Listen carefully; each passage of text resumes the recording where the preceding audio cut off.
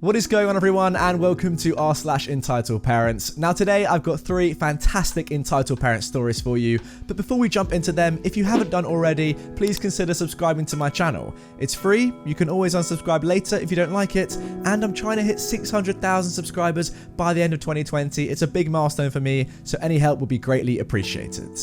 Entitled mother steals from my car because she hates shopping. Alright, this is going to be a short story because I get too angry talking about it. First of all, a touch of backstory. I wrote the stories about the entitled parents locking the park gates around a year ago, and I have since moved house with my parents. And I wasn't going to tell this story because it is a little old, but hey, here we go.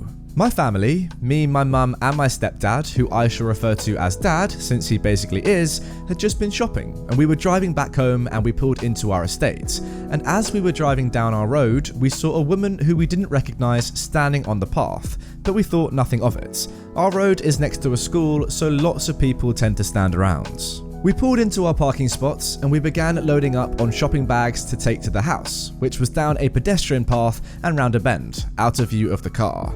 We walked down to the house and we put our shopping on the counter. Then my dad stopped me. "I think I left a few bags in the boot. Can you run and grab them?" I agreed and he threw me the car keys. I went outside, and as I walked towards the car, I saw that our car boot was open and someone was inside. My dad had forgotten to lock the car. It was the woman we saw before, rummaging around in our shopping, and her arms were full of biscuits, cakes, and a pack of cobs. "Excuse me, what the heck do you think you're doing?" I didn't know at this point yet that she was a mother, but she is, so I'll be calling her EM. "I'm just getting the shopping out of my car. Why is that your business?" "This isn't your car. I have the keys. This is my dad's car, so what are you doing?" "I was waiting for my babies to finish school, and we needed some food for the house. You left these here and walked away, so I'm taking them, instead of you people wasting them." "We aren't wasting them. If you need food, go and buy it. Don't take ours." "But we hate shopping, and this is just so much easier. Can you please just give it to me?" "No, sorry." I then proceed to take the food from her, close the car and lock it. The entire time I'm getting grief from her as she calls me all sorts of names, and then she proceeds to storm off to presumably go and ruin someone else's day. Lady, if you don't like shopping that much, you can always just do like click and collect online, where you can literally order your food online and it will be brought to your house for a small delivery fee. I presume they have that now in the majority of the Western world. Can you not do that?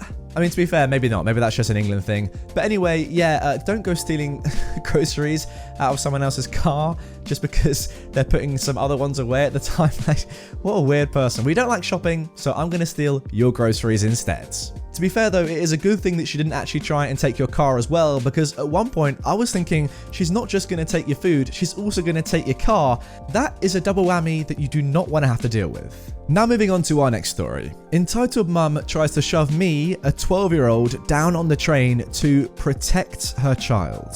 I live in New York City. I'm not going to specify where, but when I was 12 years old, I was the youngest on my basketball team, and my coach would always make us do insane and crazy workouts for team building and for chemistry. Sometimes we would stay in the same gym that we practiced in, but sometimes we would travel out to a park in the city to do workouts. There's this park near 50-something streets, near John Jay College, and near all those resident buildings that used to have Trump on the front of them. I'm not sure if anybody from New York City knows what I'm talking about. This park was along the Hudson River and had a super steep grass hill that was like 2 stories up from the bottom of it. My coach would make us run up the hill and run down the hill 20 times each, and do push-ups every time we reached the bottom of the hill for strength and conditioning. Now, putting it simply, this was freaking hard, and a lot of times a handful of us would be puking by the end. Almost all of us would be dirty and stained green due to the push-ups on the grass, and possibly slipping and falling down while we were running down the hill. I don't live in Manhattan, and so my brother, who was also on the team, and I would take the B train to get there and get back home. This was on a Saturday, and when we got on the train at like 3 PM, for some reason it was rush hour, and a load of people were on the train and we had to squish in. Mind you, we had our workout gear in our duffel bags and we're still in our kind of dirty clothes that we had just worked out in. So, there we are, two small minority children who are about 5'4", me, and like 5'5", my brother, respectively, and we look like we're just playing in the park. There I am, standing and holding onto the bars, as the person sitting on the seat in front of me gets up to get off the stop. As I'm about to sit down, I see this white family coming up. The mother is blonde, small, with a fancy looking purse. The father is in a polo and slacks and looks tired beyond belief. And they have two children who couldn't be more than 3 to 5 years old. Me, the 12-year-old, looks at them, and even though I'm tired as F, I back up from the seat to let the two children take it. The mother and father stand next to me, but I can't move because my brother is to my left, and there's literally no space at all for either of us to budge a muscle. So, there I am, standing in front of her children and her next to me, and I'm just minding my own business. All of a sudden, I feel her hard, angled purse gradually dig into my side more and more, trying to push me away from my position and literally into another human being. I don't understand what she's trying to do, and the only thing I can think of is that she wants to stand in front of her children and protect them from me of all people. Me, just a chubby little 12-year-old boy with shaggy hair, and I apparently look like I'm dangerous. I didn't know what to do, and my parents raised me to be courteous and treat others how I want to be treated. So I tried to push back to gain a centimetre of breathing space, but she wouldn't let up, and at some point I had to be okay with being nearly squished to death. It got so bad that for some reason she tried to put her feet in between mine to keep digging in my side and pushing me away into literally another body without me knowing. And when the train stopped at one of the stops, I almost lost my footing, fell into someone else, and I could have busted my butt. I wasn't trying to start a fight with a middle-aged woman with her small children right there, so I put up with it for 40 freaking minutes until they got off the train. Plus, I knew in that area of Manhattan, I'm the one that would be racially discriminated against if there was an incident, since it's mainly white people there. Even at that age, I knew I didn't want to get in trouble with the cops. I even locked eyes with her husband at one point and pleaded with my eyes for him to help me get her to back off, but it looked like he literally had no power. He tried to get her to move a little bit to her right to give me space, but she didn't do anything, and he just looked defeated. When she saw that I was pleading with him, she just glared at me. A 12-year-old chubby teenager. It was one of the most uncomfortable rides I'd ever had. Granted, now that I'm older, I would put up with no kind of effery like this, and I would just be a wall to her and give her a death stare that would make her think I was an actual threat to her and her family if her entitled butt kept pushing into me. But once again, I was a shy 12-year-old boy that didn't know anything, and I was scared of confrontation. Anyway, sorry for the long frickin' post, and if it seems like I'm just complaining, but this story really stuck with me even after all these years, and when I thought of this subreddit, this story popped into my head. Now guys, some of you will know that I actually live in London, and of course, London as one of the big capital cities in the world is very, very busy, and as such, the public transport around the city centre is excruciatingly painful sometimes and uncomfortable, as you can probably imagine. So I am used to being on very packed trains, even though I don't even travel that often, I am used to being in very packed trains. This story actually reminds me of back in 2012, the London Olympics. Me and my family were going to a rowing event, and honestly, the trains were you've been on a packed train before, guys, but this was another level. People were, panicking because it was so packed. People were, feeling really sick because they literally couldn't even breathe. My sister was pretty small back then, and I was pretty small as well, and it was horrible. It was like a half an hour journey, and it was absolutely disgusting. So I know how it feels to be on a packed train. But this guy, it doesn't even sound like the train was really packed, to be honest. If you can move around on a train, and when the train stops, you can fall onto other people, that proves to me that it's not so packed, because in a really packed train like the one I was on back then, if the train stopped suddenly, everyone was just so packed, you would not even move, legit. So this just shows that this woman was just being, provocative and annoying for no real reason. There probably was enough space for her not to have to dig into you like that. Yeah, just her being horrible, but yeah, guys, being on a packed train, a really packed train, it's not very nice. Now moving on to our final story. The ambulance is in the way. I'm calling the cops. This happened on Tuesday, October 27th. I'm posting this late as I've been helping my brother move around the house and helping him with his leg. So, my brother, 17, and I play basketball in our driveway almost every day. On Tuesday, me and my brother decided to play a one-on-one game as we do every day.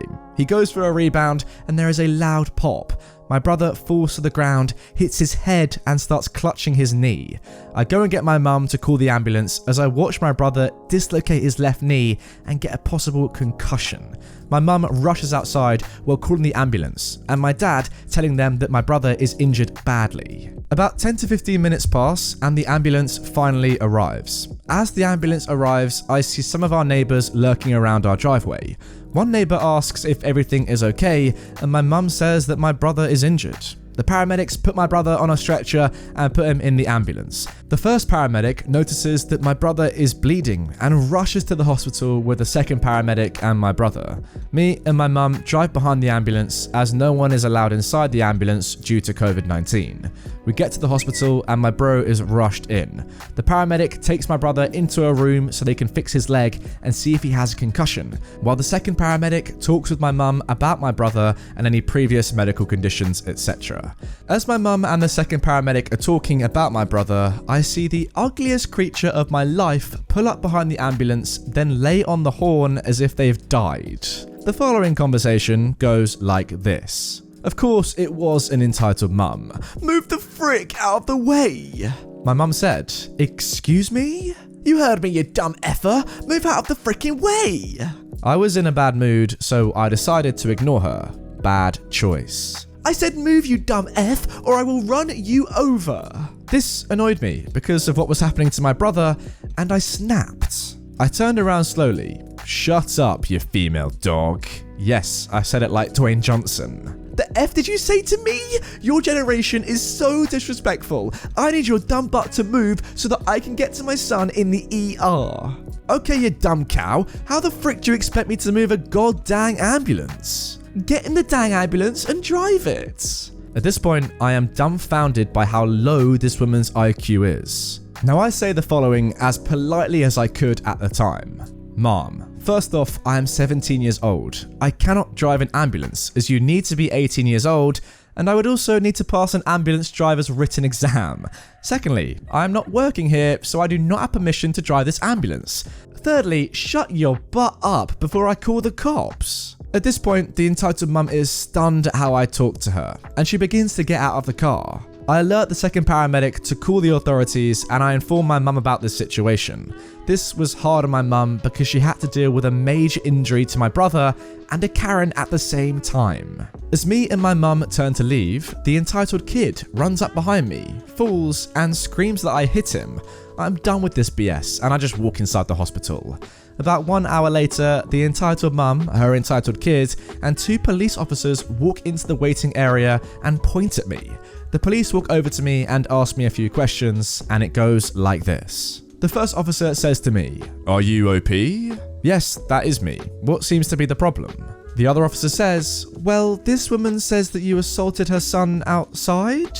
Actually, that's not what happened. But before I finish talking, the entitled kid screamed that I did hit him and shows a scrape that looks to be about 2 weeks old. Now, look, I'm no doctor, but I can tell if there is a scab on a wound, then it did not just happen. The first officer says, "Mom, please control your son. We've already talked to you." Fine. Now, as I was saying, me and my mum came here to the hospital because of my brother's leg. This lady, I point at the entitled mum, started verbally harassing me because an emergency vehicle was in the way of her car. I explained to her that I cannot move the vehicle, and then she starts to make a scene. If you don't think that is enough, then you can check the CCTV. After I explain this to the officers, they escort us to the security room and see what happened. They look at the entitled mum's record and see that she has a criminal background and that she has a restraining order from someone at the hospital for assault. The entitled mum gets a fine and me and my mum decide to press charges. Well, to be honest guys, I'm not completely sure this story is 100% legit. I mean, first of all, how did the officers know your name?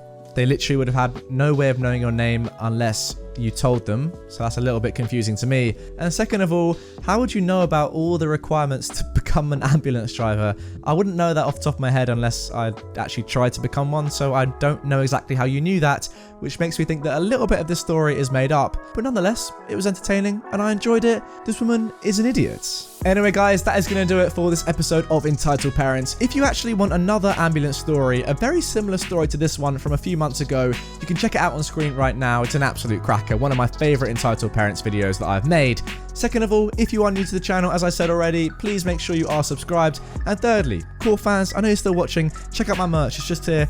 It's the best way to support me and it's also super comfortable, so yeah, go and check it out.